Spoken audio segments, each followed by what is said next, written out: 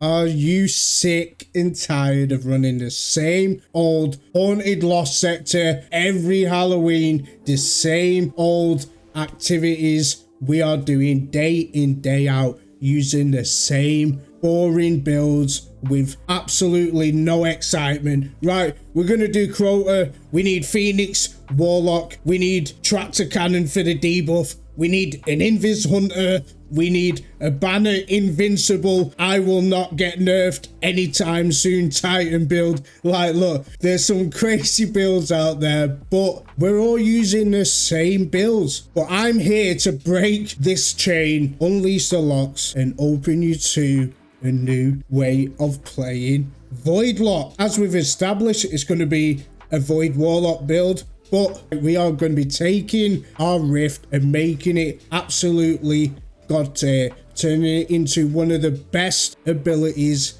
in the game. Stick with me, guys. You are in for an unusual ride, I would say, but it's a good ride. Let's go. Okay, right, hear me out. So I was playing around with the Warlock and I was like, look, I'm bored of using these same builds every day. What can we do differently? Sanguine Alchemy. This is absolute magic. No pun intended. The armor perk is blood magic. While you stand in any rift, you gain a bonus to weapons with a damage type that matches your subclass. So in essence, we're running Void.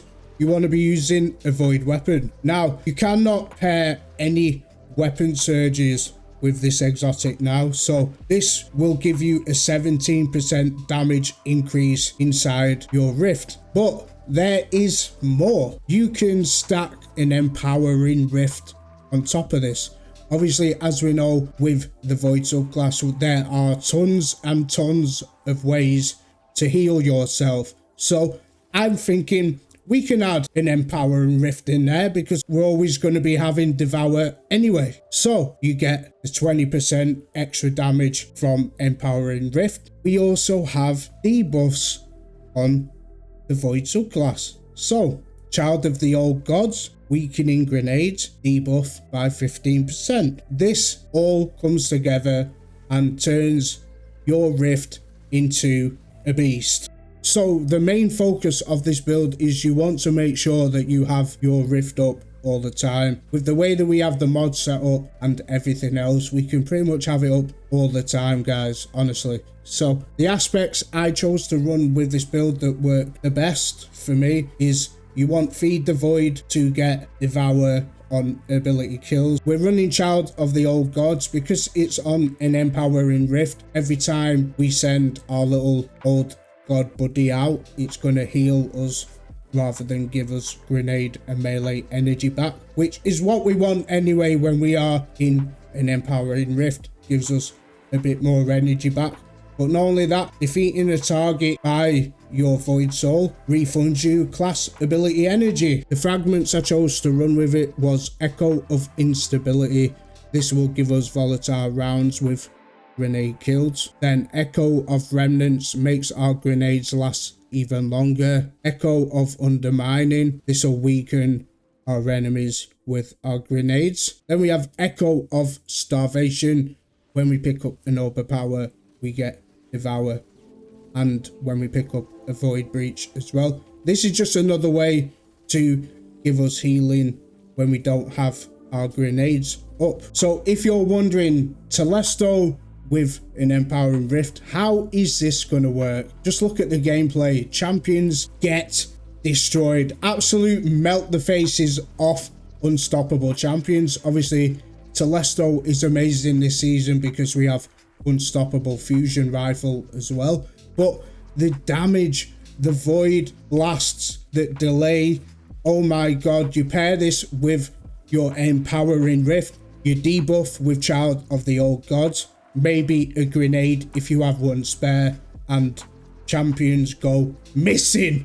They go missing, guys. Honestly, it's the perfect combo for a build you need to be trying. Okay, so basically this build is easy peasy. Just have fun. You don't have to use Telesto if you don't want, but make sure you use a really good void weapon. So we'll get into the armor mods and all that good stuff. Don't forget guys, there will be a dim link below in the description if you want to go and have some fun with it. So we'll go over the armor mods really quickly.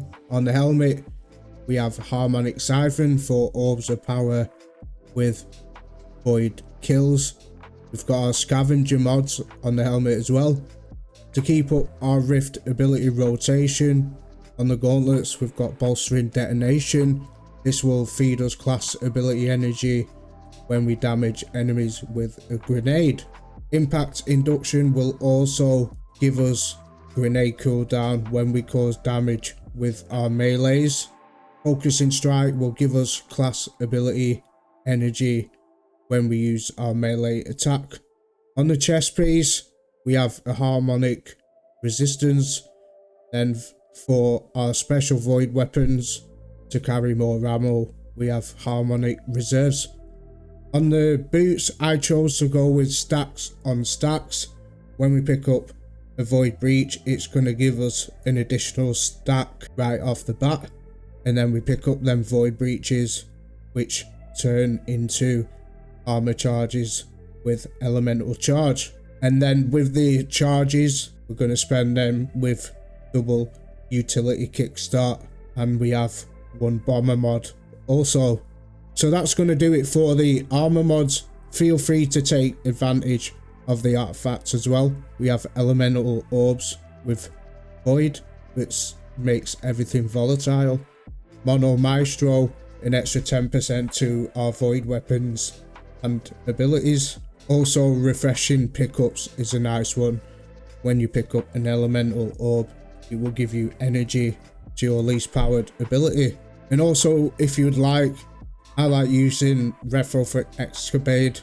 This is a really nice void weapon for Ratex Osprey. So yeah, that's the build guys. Go and have fun with it. I'm Creamslice.